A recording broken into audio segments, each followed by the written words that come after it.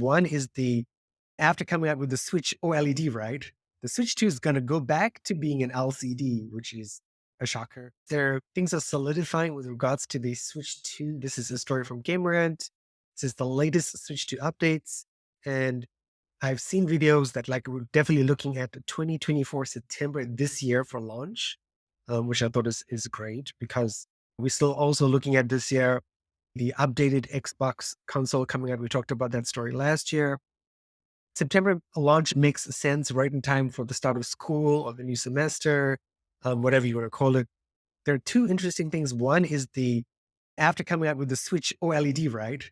The Switch 2 is going to go back to being an LCD, which is a shocker, considering the latest generation of iPads and MacBooks are using micro LEDs manufactured here in Taiwan, which are beautiful.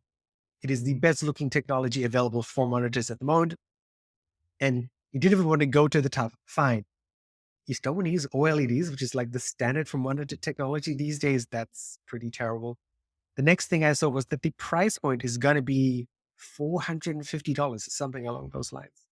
That was interesting. Of course, more expensive than the original Switch. That makes sense. And then the big thing I've seen in the last week or so in terms of Reels videos on Instagram and other videos, which is lots of people, because I guess this was shown to developers, a closed session to developers at Gamescom last year.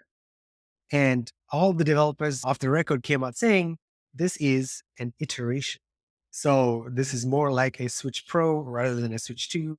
Why Nintendo is doing that? No, I do know why Nintendo is doing that, because we talked about this again last year, which is still supply chain issues, right? Huge supply chain issues. You would have seen the Apple Vision Pros coming out on Friday, February 2nd. And Sony makes the panels for these, right? And Sony is, we can only do 500,000 panels per year, which is why we're only going to sell 500,000 of these, right? And again, people who are making these panels and the membranes, they have limited supply capacity because they're also dependent on components, gold and nickel and cobalt and all the stuff that goes into fancy electronics, right? On shipping. And at the moment, nobody can take the fastest route to go from the east to the west, which is through the Red Sea, because you just get missile attacked, that sort of stuff, by the Houthi rebels in Yemen, which means you have to go all the way down past the Horn of Africa, which is where South Africa is, to Cape Town, to go around, which adds something like 6 months to your journey. So you can imagine anybody requiring a supply chain is screwed, royally screwed. That is besides the point, though. Switch 2, I'm looking glad I've made up my mind that I'm getting an Asus ROG Ally and just stick with the regular Switch. When this Switch dies, because I have not played any PC game, I'm on 55 hours for my 10-minute Sandrock at the moment. When my Switch dies eventually, I'll just buy a secondhand Switch and continue from there. I don't think I'll get a Switch 2 unless there's a substantive change in the hardware, which for me, the requirement was at least 4K, not at least 4K, but at least 1080p, 60 frames per second, decent hardware.